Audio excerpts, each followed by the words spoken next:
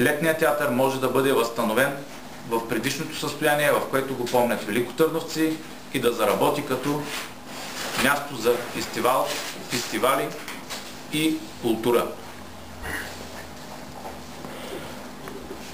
Задължително ще предложа проект за дългосрочна разработка за стратегията на туризма в община Велико Търново.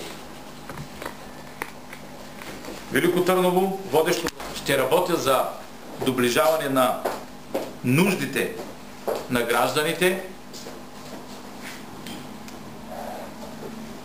съзнание за това децата да имат възможност да посещават училища, децата от населените места да не се притесняват за това, че в тяхното населено място по една или друга причина учебно заведение липсва, да бъде осигурено всичко, за да могат те да не се чувстват ощетени.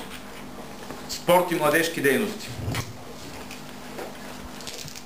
Община Велико Търново считам, че предоставя невероятни възможности със своето местоположение, културно-историческо наследство, учебни заведения, изтрупване на толкова млади хора в града, за реализиране на проекти на тези млади хора във всички сфери – култура, спорт, туризъм, обучение, международно партньорство. Предвиждам създаване на контакти с стари столици. На първо място от Балканския полуостров, Европа, а защо не и от света. Общински финанси.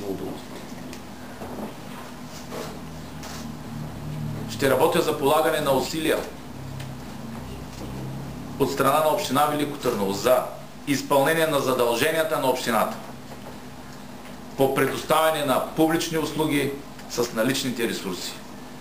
Ще работя за увеличаване на тези ресурси, респективно и възможност за увеличаване на предоставяне повече публични услуги с повече налични ресурси в община Велико Търново. Ще работя за увеличаването на местните приходи. Дами и господа, това бяха накратко 10 приоритета. Съжалявам, ако съм ви отекчил. Бях кратък.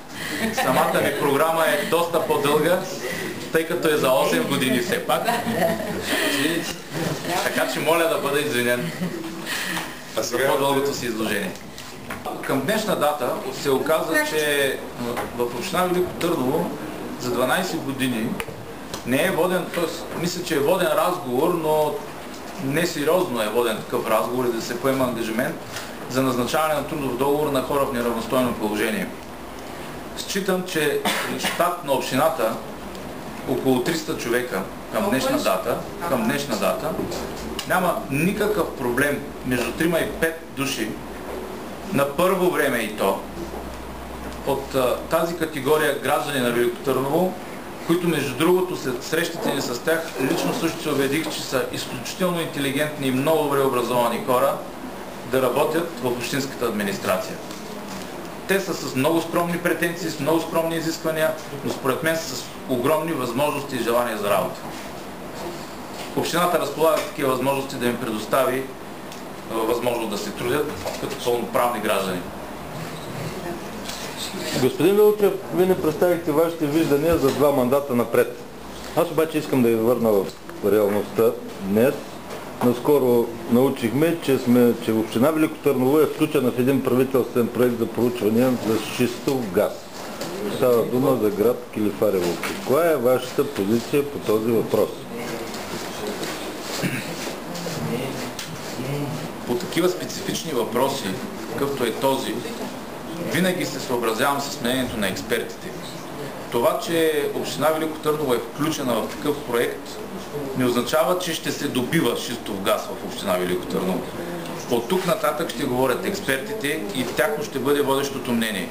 Моето лично мнение е, че при всяка една опасност за здравето на великотърновци, аз като кмет ще застана зад обществеността и общественото мнение и ще реагирам незабавно и няма да допусна такова нещо да се случи на територията на община Велико Търново.